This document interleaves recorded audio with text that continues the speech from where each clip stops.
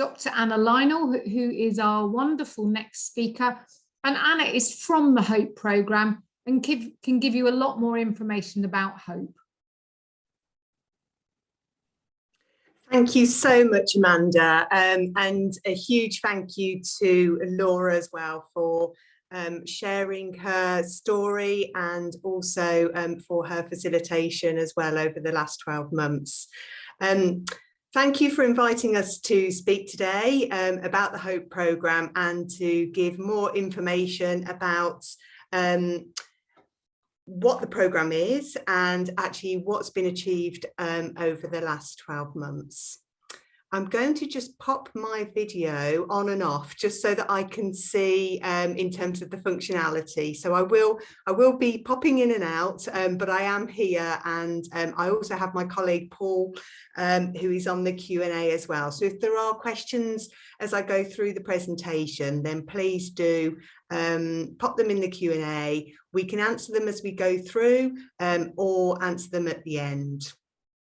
So the first question that I had was actually in terms of if we have people here today who have actually been on the Hope programme, and I know in the chat there were a couple of people that mentioned that they had been on, but if you are able to just pop in the chat if you've actually been on the Hope programme, it would be lovely to see how many of you who are listening at the moment have actually been on the programme in the last 12 months.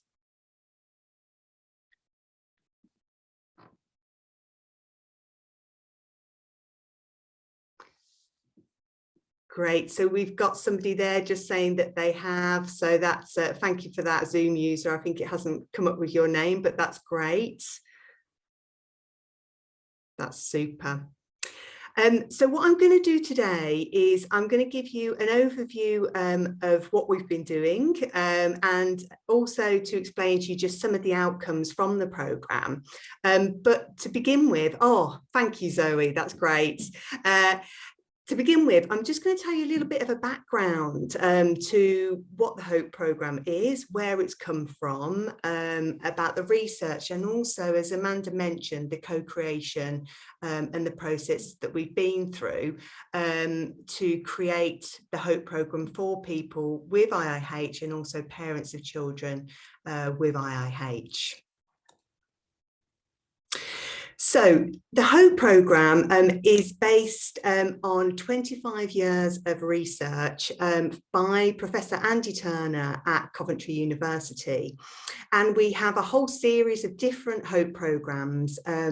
We have Hope programmes for people with long-term conditions, Hope programme for carers, and I won't go into all of them now, but actually we have a whole suite of different Hope programmes for people living with particular conditions, and we were approached by IIH UK about 18 months ago actually. Amanda had been on one of our programmes before and approached us to say actually it'd be fantastic to co-create a Hope programme for people living with IIH and also for parents as well.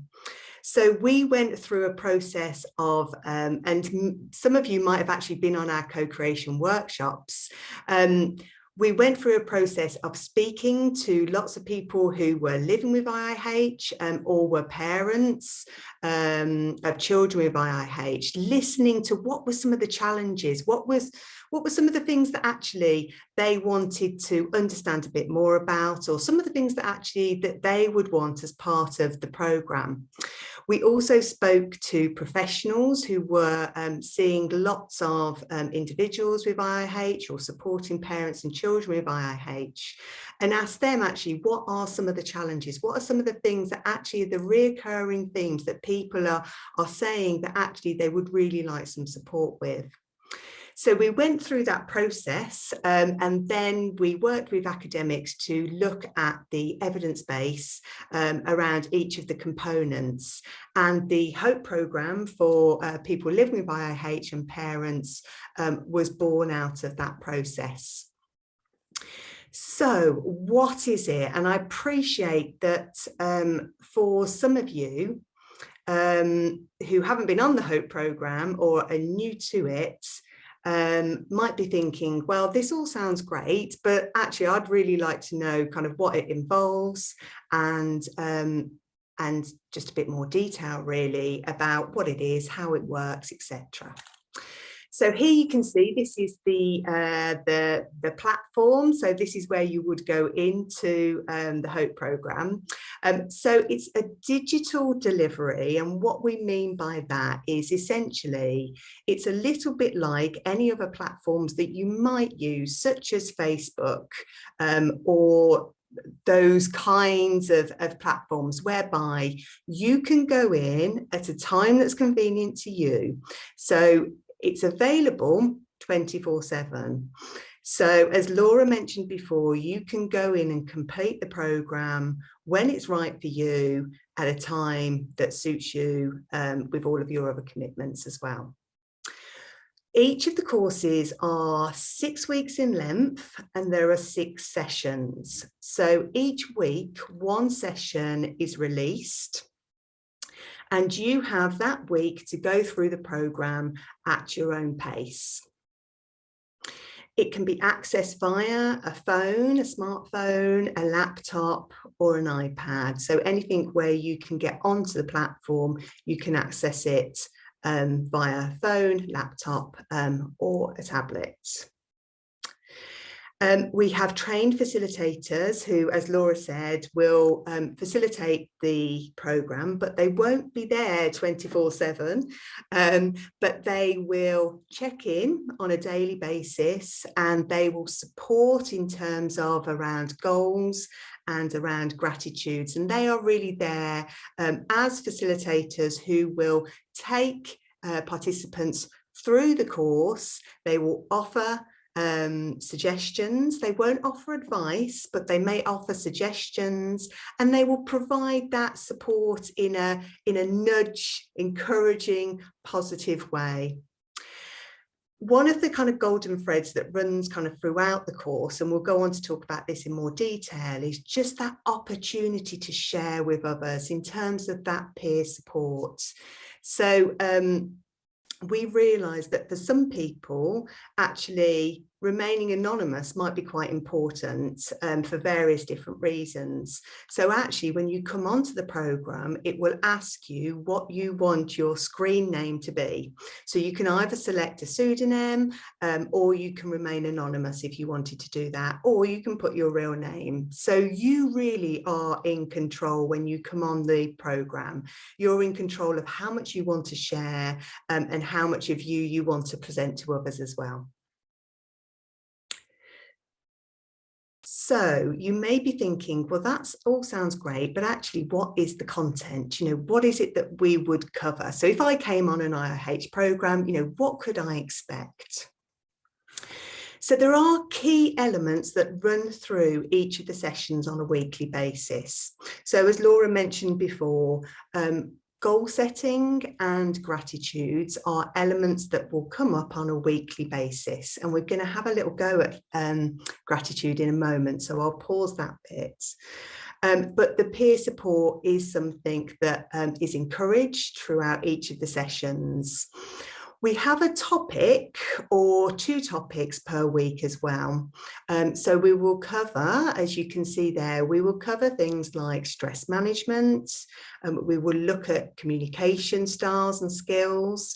So that's communication with healthcare professionals, but also with family and friends as well. So there are topics each week, and there are questions that are posed on the platform as well, and participants are encouraged to share. You don't have to do any elements of the programme at all, but what we do is we encourage you to have a go and to try.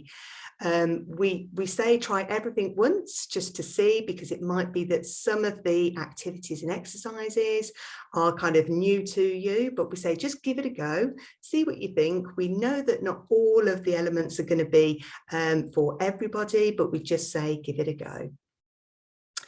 So we'll come on to content a bit more in a moment, but what I wanted you to do is just to think for a moment, just one thing that you are grateful for today.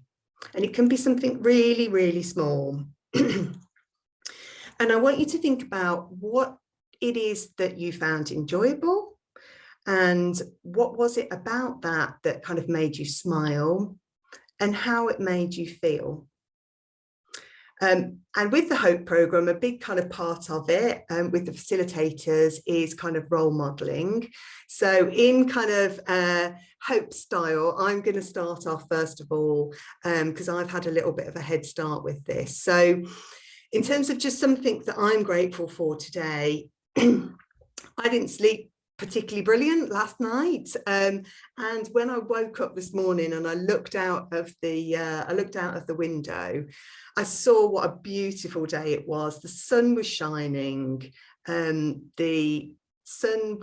looked out onto the trees and the sunlight was gleaming off the leaves. And even though I felt quite tired because I didn't sleep that well, actually it made me smile to think that here we are in September, we've had lots of rain, but actually the sun is shining. And the way that it made me feel was I just thought, actually, I'm really happy to be alive today. So that's me. So I'm just going to have a little look. I'd like you to, if you're happy to, just to share in the chat one thing that you're grateful for, and what you enjoyed about it and what made you smile. So I'm going to hang on a moment and just see if anyone's brave enough to tell me what they're grateful for today.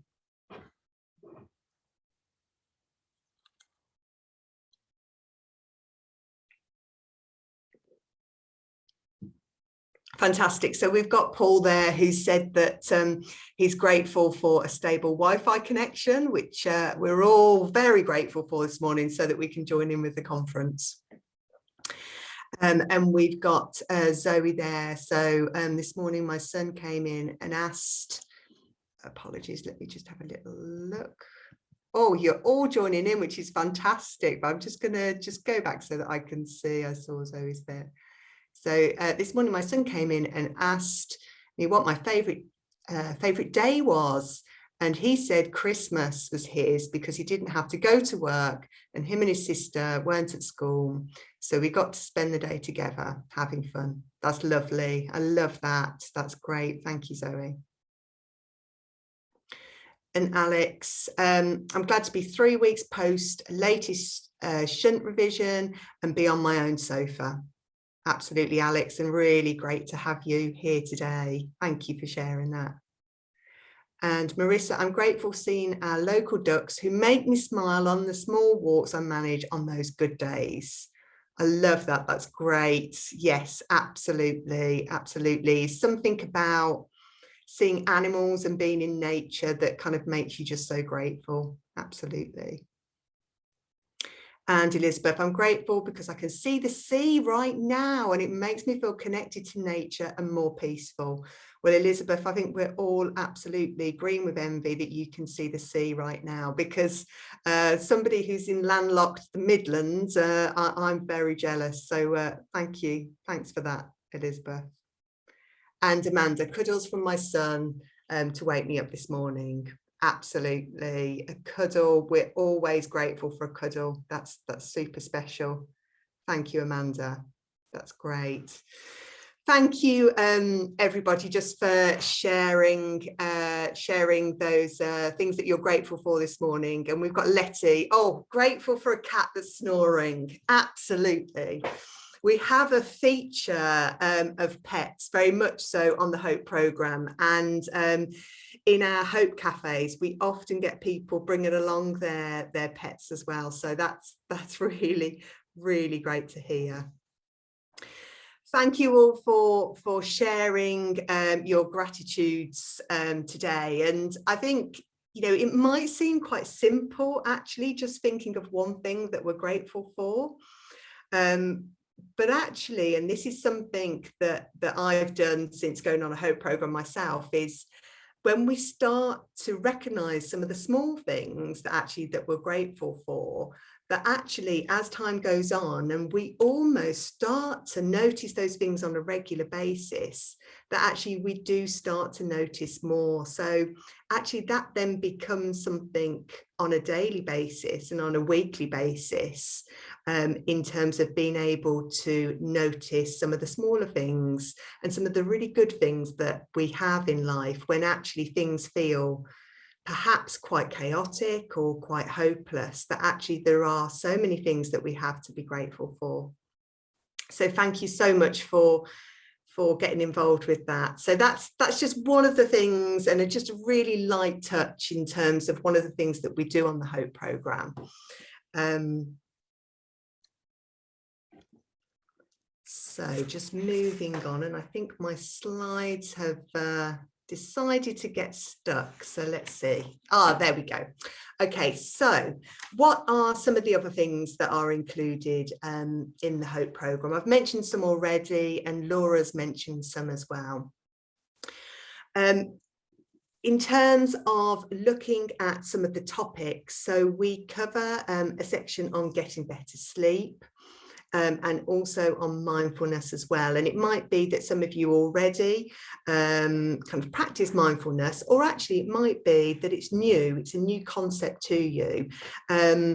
But what we have as part of the programme is we have short kind of snippets so that you can just kind of dip your toe in the water, as it were, and just get a flavour, and to see actually, is it something that actually you would benefit from, and is it something that you could regularly do that actually might just give you that little bit of an opportunity to try something different and to find a strategy that might help you.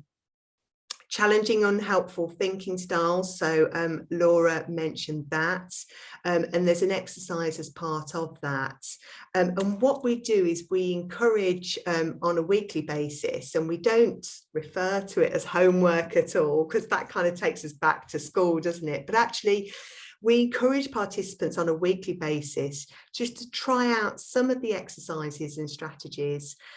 And for those goals that we set on a weekly basis that people might like to try, to actually put those into their goals. So actually when we're looking at things like sleep or mindfulness, or fatigue management or unhelpful thinking, is that actually some of the goals that we're setting, we might like to try in terms of to integrate those into the goals as well.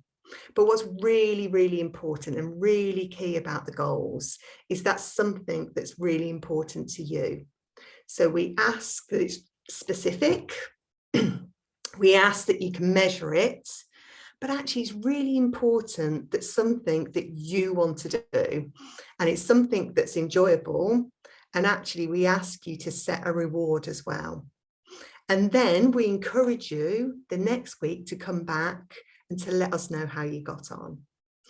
And there's lots of sharing about goals in terms of, well, actually, you know, I managed to achieve my goal this week, or actually, I didn't manage to achieve it, but I managed to do part of it. So that kind of peer encouragement and support from facilitators as well is just really key and really important.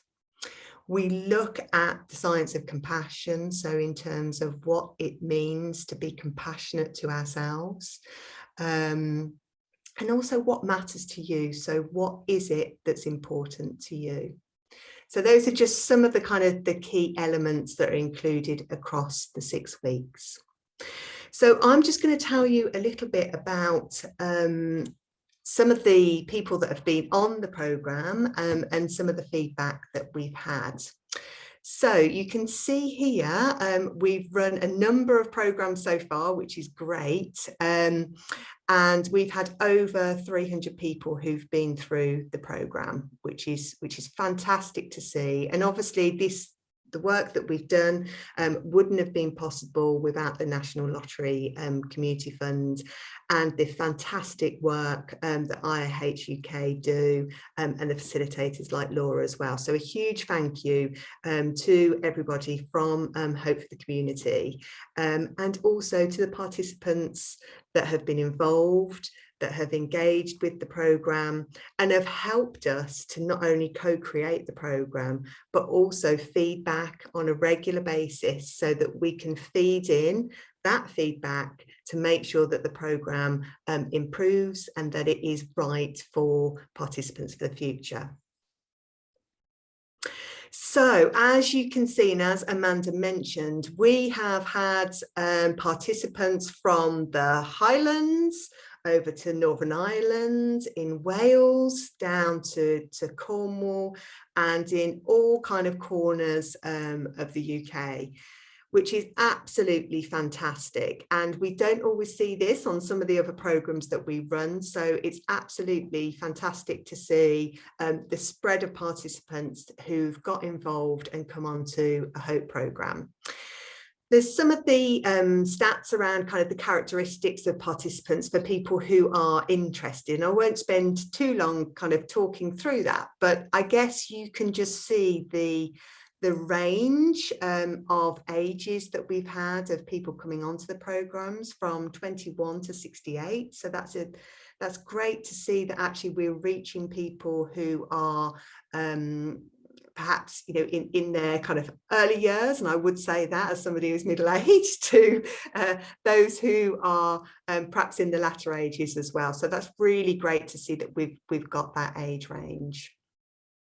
And also just picking up on some of those aspects there in terms of that actually we are reaching people who are living in areas of deprivation as well. So that's really important to know that that people who have got perhaps additional challenges and living in some of the most deprived areas, that actually are accessing the programme as well, which is really important. 65% are existing members of IIH UK, and that actually there are people that have become members as a result of coming on the programme as well, which is really important.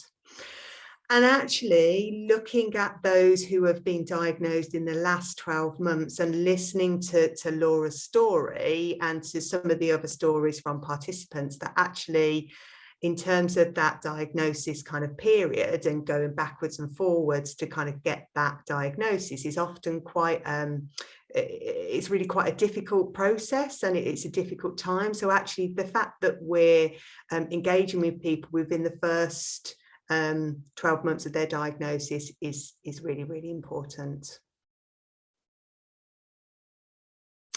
So we want to know that actually in terms of people that are coming onto the platform have a good experience. So as part of it, we regularly, and this is part of every programme, we will ask participants what their experiences are. So as you can see there, 98% of participants strongly agree that they found the course easy to navigate. So that's really important. We want to make sure that people can get around the platform and that they aren't having difficulties, because we don't want any barriers to get in the way in terms of around the technology. 92% of participants gain new knowledge, which is fantastic, and 92% applied what they'd learned on the programme. We ask participants if they share any of the content, any of the strategies or the tips with other people, and what they share as well. And really pleased to see that 78% of participants have gone on to share with other people as well, so with family, friends, and back with their health professionals as well. So we often hear from professionals in terms of that actually, oh, my patient came and told me that they've been on the programme and that they found that as a result of it, that the relaxation elements or that the other elements are really helping them. So we do hear back from professionals as well. So we do collect kind of stats on each of our courses as well, in terms of those gratitude entries that we've talked about, and also the goals that are set. So as you can see there, in terms of the where we got a larger kind of cohort of participants who are coming on the programs, which are usually the adult programs, the parents programs, because obviously there aren't as many children diagnosed per year. Our parents programs, we usually see the numbers are not as high as the adults program. So you can just see there in terms of the 8th of June, that was a parents program. So you can see there in terms of the likes given. So another kind of feature of the programme is that goals that are set or gratitudes that are given, that participants can go and like each other's goals and gratitudes and kind of offer that encouragement and that support as well. And the comments there as well. So just that encouragement, participant to participant or facilitators to participants in terms of that encouragement and support that's given. So I know that I'm going to go on to tell you some of the kind of key features that participants have found really useful and give a couple of case studies. I know that kind of the quantitative or the figures or the numbers data for some people is a bit of a turn off, but for some people actually some people love numbers, so I thought I'd put some numbers in for you as well. As part of each of the programs, we ask participants, or we encourage or invite participants to fill out what is a wellbeing scale. So it's the Short, Warwick, Edinburgh mental wellbeing scale, and we collect this at session 1, at session 3, at session 6 as well. So there are 7 questions that are asked, and it's a validated scale basically, so we can see how participants are doing in terms of around their well-being at those different time points. So when they come into the programme, kind of halfway through and at the end as well. And so we can track and see in terms of whether the programme is having meaningful impact in terms of around positive mental well-being on the participants. And what we have done from all of the programmes that we've run is we have looked at all of the participants that completed sessions 1, 3 and 6 and completed the wellbeing scale, and we have looked at kind of calculating all that together. And what we've seen is that there's an average that participants, as they started the programme, had a score of 18.98, which in terms on the scale indicated that actually the average was that people were coming in and actually experiencing quite low well-being as they started the programme. But actually, as participants work through the sessions, that as you can see in terms of that rise there in the graph, that actually by session 6, that there'd been an increase of 4.15 using this scale, that actually people were at the end of the programme were actually coming out with an average wellbeing scale. So actually we can see that there's been a meaningful improvement for people in terms of their wellbeing as a part of being on the programme. So apologies for people that don't like numbers, but for those that do, I thought I'd pop that slide in there. But we also have, and we collect on a regular basis, lots of feedback from participants who have been on the programme in terms of the difference that it's made for them, and the kind of key aspects that they've learned as well. So I'll pause there for a moment and just let you read those fantastic quotes.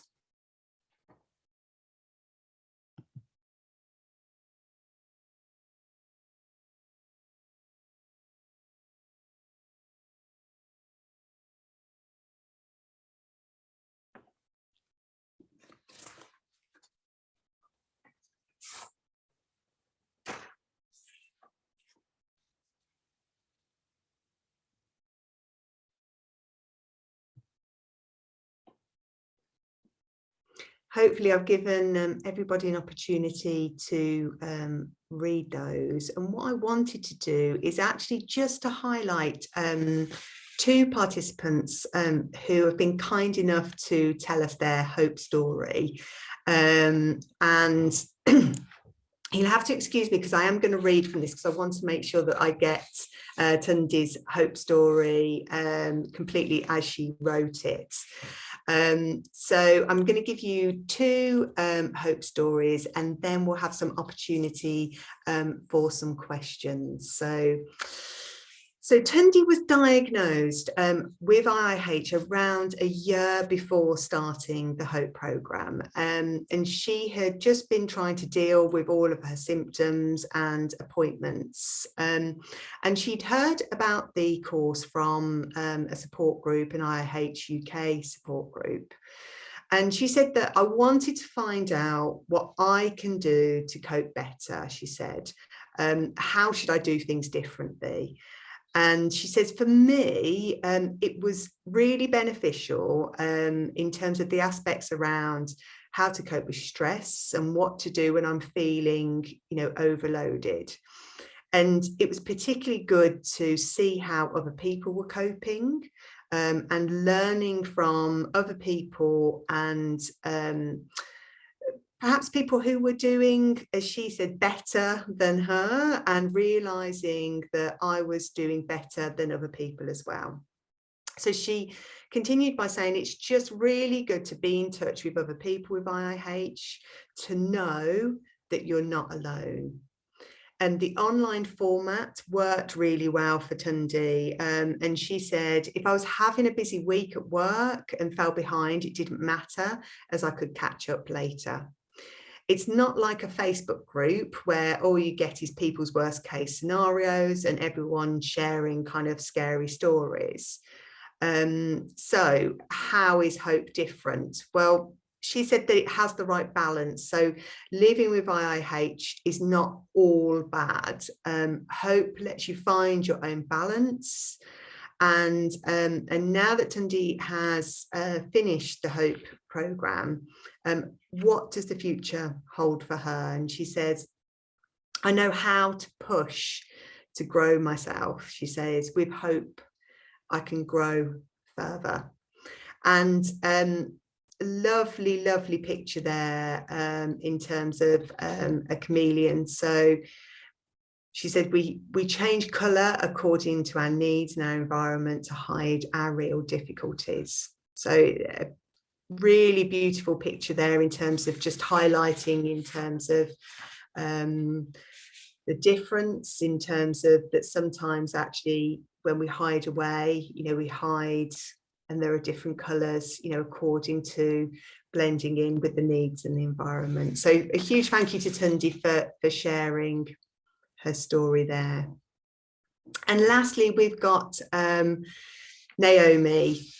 And Naomi was newly diagnosed with IIH and was still getting used to her medication when she heard about the HOPE programme from IIH UK via, again, one of the Facebook groups, and she'd never heard of IIH before her diagnosis. And she says that living with the condition was quite an eye-opener. It was a whole new world out there for her. And she was actively looking for more information, for more support, and to learn from other people who were living with IIH. And she says that seeing that other people who already had done the course had found it helpful and made friends and kept in touch, she thought that she'd sign up. So she said, I had absolutely nothing to lose. And she says, I'm a technophobe.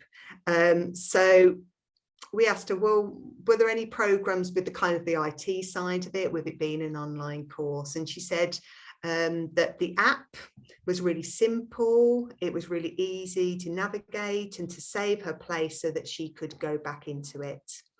If anyone messaged me, I just got a normal notification on my phone and the app opened and it was on the right page. So it's just absolutely brilliant. And how did Naomi find the course itself? So the coping with IIH bit was so good. It taught me how to do breathing exercises that helped when I'm dizzy, she says, and I've adapted the gratitude diary and I'm now journaling. So even though I've got this horrible condition, my body still can do amazing things. Naomi also knows that she's much more self-aware now and has learned to listen to her body. So as part of the programme, we cover the boom and bust cycle. And she says that the boom and bust cycle taught me not to overdo it on my good days, because I'll end up even worse on my bad days. And she laughed and said, I've learned to be kinder to myself now. And when I've been for a walk and I've got my steps in, she said, I treat myself to a nice coffee. So what might the future hold for Naomi? She said that she was really, really shocked. It was a big shock when she was diagnosed. But she said, I'm living with IIH now. I'm not letting it define who I am, and I'm still me.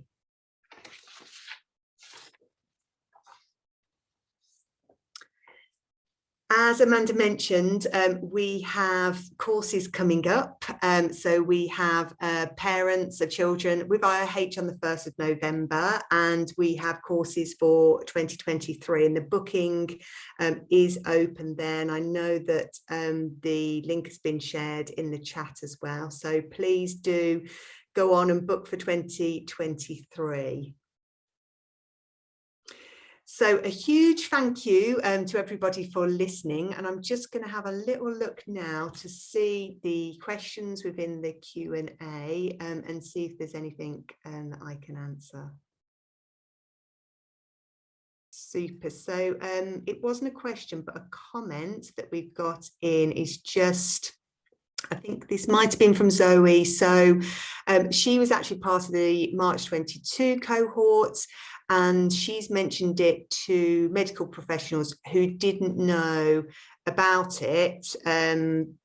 But obviously it's important for them to know because it might be useful for their parents.